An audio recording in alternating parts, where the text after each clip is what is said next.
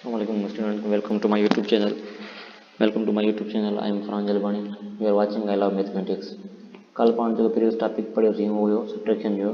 उनमें just subtract करना पिया कुछ टर्म के ॿिनि टर्म में अॼु पंहिंजो टॉपिक आहे real life problems lecture number 3 है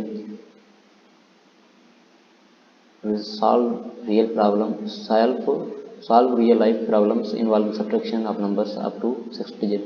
चे तो प्रॉब्लम सॉल्व कयो हल कयो हिसाब 6 अदद थे पंहिंजी एक्सरसाइज 1.8 चे तो government spent Rs 9,85,000 on remuneration of the two schools. If Rs 5,39,450 rupees spent on one school, find the amount spent on another school. हाणे सब खां पहिरियों पाण छा लिखंदासीं सॉल्व चए थो इन जी स्टेटमेंट जो मतिलबु इहो चए थो गवर्नमेंट ख़र्च थी करे हिकिड़ो माण्हू स्पेंड ख़र्च पैसा करे थी घणा 9,85,000 आंदा स्कूल माना 18 जून जे ते ठीकु आहे हिकिड़े स्कूल जे असां ख़र्च कयो आहे चए थो 5,39,450 रुपया असां हिकिड़े स्कूल ते खपायासीं चए थो ॿिए स्कूल ते अमाउंट केतिरो खपंदो असांखे उहो ॿुधाइणो आहे सभ खां पहिरियों पाण लिखंदासीं government spent on the remuneration of the two schools घणो अमाउंट आहे असांजो उहो 9,85,000 ठीक उनके बाद लिखना है amount of amount spend on one school वो असांजो घणो 5,39,450 रुपया एंड टोटल अमाउंट असांजो छा कंदासीं ही जेको टोटल अमाउंट आहे इन मां असांखे फर्स्ट स्कूल जो अमाउंट कट कंदासीं उन खां पोइ असांखे ख़बर पवंदी त सेकंड स्कूल ते केतिरो अमाउंट स्पेंड करे सघूं था असां हाणे हिते लिखियलु आहे 9,85,000 उनके बाद 5,39,450 रुपया हाणे छा कंदासीं कट कंदासीं छा मां 9,85,000 मां 5,39,450 ज़ीरो मां ज़ीरो न वेंदो साॻियो ज़ीरो लाइ रखियो आहे छा हिते ज़ीरो मां 5 वेंदो न वेंदो पोइ असां उधारो वठंदासीं 5 खां हेॾे हिते थींदा 10 मां वरी हेॾे उधारो वठंदासीं त 10 मां 5 कट कयासीं असांजा घणा बचा 5 लिखिया आहिनि हिते बचा वञी 9 छो त हिकिड़ो उधारो असां वरितोसीं ऑलरेडी 9 मां 4 विया 5 बचा हिते बचा असांजा 4 मां 9 वेंदा न वेंदा हिकिड़ो हेॾे वठींदासीं थींदा 14 मां असां जीअं पाण कट कंदासीं घणा 9 5 बचंदा हिते असांजे बचा वञी 7 मां 3 कट कयासीं 4 बचा 9 मां असां 5 कट कयासीं घणा बचा 4 हाणे चए the amount spend on the first on the other school is घणा 4,45,050 रुपया सेकंड नंबर आहे in annual examination of grade 4 57,986 student appeared from which 43,985 student passed. How many students failed in the examination? चए तो हिकिड़ो इम्तिहान वरितो हुयो चोथे क्लास जो जंहिंमें 57,886 शागिर्द पेपर ॾिनो अपीयर थिया चए थो फिराम मुच जंहिंमां छा थियो 43,985 शागिर्द पास थिया चए थो ॿुधायो त केतिरा शागिर्द फेल थिया असां लिखंदासीं सभ खां पहिरीं सॉल्यूशन पोइ लिखंदासीं चए थो त total student appeared in the examination of grade 4 is घणा आहिनि 57,986 उनखां बाद the number of student passed in examination घणा आहिनि 43,985 हाणे 57,986 मां कट कंदासीं 43,985 हाणे 6 मां असां 5 कट कया आहिनि घणो बचो असांजे हिकु बचो 8 मां 8 वियो 0 बचो 9 मां 9 कट कंदासीं 0 बचंदो 7 मां 3 कट कंदासीं 4 बचंदा 5 मां 4 कट कंदासीं घणा बचंदा 1 चए थो the student fail in the examination 14,100 उनखां बाद असांजो टियों नंबर आहे चए थो Aslam and Atif invested Rs 6,58,700 is establishing cattle farm and share of Aslam is Rs 3,85,780 rupees. What is the share of Aslam? Atif. What is the share of Atif? हाणे चए थो आतिफ ऐं असलम हिकिड़ो इन्वेस्ट माना कयो अथनि ख़र्चु कयो अथनि टोटल घणो आहे 6,58,700 हुननि एस्टेब्लिश कयो अथनि हिकु सुठो त हिकिड़ो असां कैटल फार्म ठाहियूं हुनजे लाइ ख़र्चु कयो त घणो 6,58,700 जंहिंमें असलम जो शेयर आहे उहो 3,85,780 रुपया चए थो त ॿुधायो त आतिफ जो शेयर केतिरो थींदो हाणे असां टोटल शेयर जेको आहे असांजो उन मां असां कट कंदासीं उहो घणो असां वटि 6,57,700 ऐं जेको असलम जो आहे असां वटि उहा 3,85,780 रुपया आहे उहो जेको आहे असांजो आहे असलम जो हाणे असांखे आतिफ जो मालूम करिणो आहे टोटल मां असां असलम जो कट कंदासीं असांखे आतिफ जो ख़बर पइजी वेंदी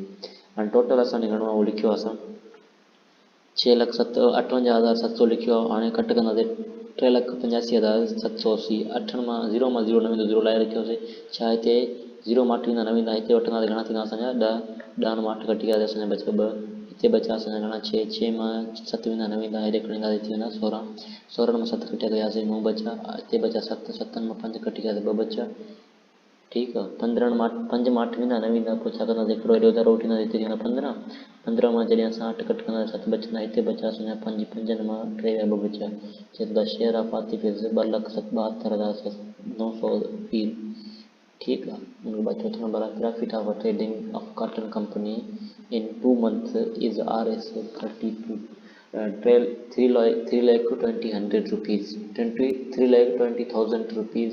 if RS 1,39,998 rupees is profit in 1 month and the profit in other month। चए तो हिकिड़ी कंपनी आहे कपा जी जंहिंखे प्रॉफिट थींदो आहे 2 महीननि जो टोटल आहे उहो 3,20,000 आहे ऐं ॿियो जेकॾहिं हिकिड़े महीने जो प्रॉफिट आहे त 1,39,998 रुपया त ॿुधायो चए थो असांखे 2 महीने जो प्रॉफिट केतिरो थींदो उहो ॿुधायो। हाणे सभ खां पहिरियों असां सॉल्यूशन लिखियो आहे उनखां बाद असां लिखियो profit of trading of cotton company इन 2 months 2 महीननि में घणा असांजो 3,20,000 उहो असां लिखियो आहे। उनखां बाद हिकिड़े महीने में असांखे केतिरो आहे असां लिखियो आहे 1,39,998। हाणे असां 3,20,000 मां 1,39,998 कट कंदा जेको बचंदो उहो असांजे 2 महीने जो प्रॉफिट हूंदो। हाणे असां लिखियो 3,20,000 मां हाणे 20 छा 0 मां 8 वेंदा न वेंदा पोइ हेॾे खणी वेंदासीं का आख़िर में हिते असांखे थी वेंदा 10, असां 10 मां जीअं 8 कट कंदासीं 2 बचंदा हिते 2 बचा 9 छो त असां 2 हेॾे वठंदासीं 10 थिया 10 मां हेॾे हेॾे 9 हिते 9 9 मां असां 9 कट कयासीं 0 बचो हिते 9 मां 9 विया 0 बचो हिते बि 9 थिया 9 मां 9 0 बचो हिते बचो 1 छा 1 मां 3 वेंदा न वेंदा हिकु हेॾे खणी वेंदासीं हिते थी वेंदा घणा असांजा 11 11 मां असां जीअं 3 कट कंदासीं 1 8 हिते बचा असांजा 2 मां 1 वियो 1 बचो। ठीक है उनके बाद चए थो the profit in the other month is 1,80,000